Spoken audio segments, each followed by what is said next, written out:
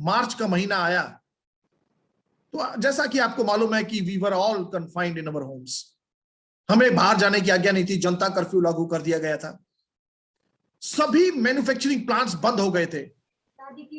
लेकिन Amway company को यह परमिशन दी गई कि आप अपना प्लांट खोल सकते हैं, मैन्युफैक्चरिंग कर सकते हैं, वहां पे आपके वर्कर्स आ सकते हैं। उसका कारण यह था कि हमारे प्रोडक्ट्स को एसेंशियल कमोडिटीज के अंदर लाया गया। कंपनी की प्रोडक्ट्स को इंडियन गवर्नमेंट ने एसेंशियल प्रोडक्ट्स घोषित किया, और ऐसी कितनी कंपनीज थी जिनको मैन्युफैक्चरिंग अलाउ किया गया? पूरे हिंदुस्तान के अंदर सिर्फ 50 कंपनीज, और उसके अंदर अग्रणी जो नाम था वो एमवे कंपनी का था। ना केवल यह कि इनको मैन्युफैक्चरिंग फैसिलिटीज अलाउ की गई, इनको यह भी अलाउ किया गया कि आप प्रोडक्ट्स को डिलीवर भी कर सकते हैं घर घर जाके। इसका मतलब क्या हुआ दोस्तों? समझने वाली बात यह है कि इसका मतलब यह हुआ कि हमारा बिजनेस नहीं रुका जब कि सभी दुनिया का बिजनेस रुक चुका था। हमारा बिजनेस एज इट इज चलता रहा, हम इसी तरीके से पैसे कमाते रहे जैसे पहले कमाते थे, और उसका श्रेय जाता है एमवे कंपनी की क्रेडिबिलिटी को। दोस्तों, एक और चीज मैं आपको बताना चाहूंगा।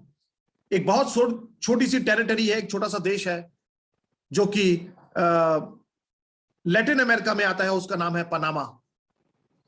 पनामा के अंदर यह बात 70s की है, कुछ चैलेंज आया और पनामा की सरकार ने एमवे को परमिशन नहीं दी बिजनेस करने के लिए।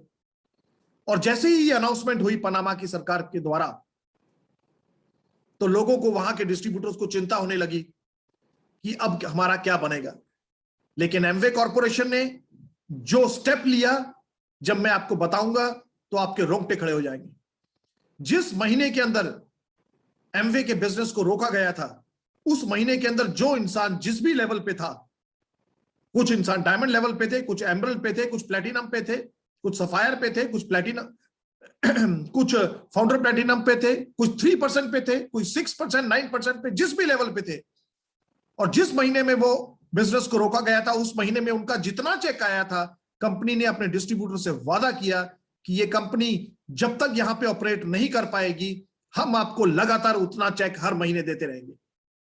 This is Amway for you guys, this is Amway for you.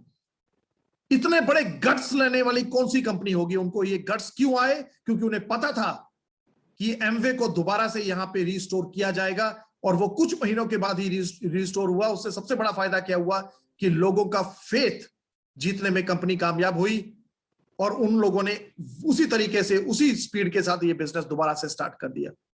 और आपको मैं एक चीज और बता दूं कि आज तक किसी भी देश में ये एमवे कंपनी गई है तो कभी वापस नहीं आई है।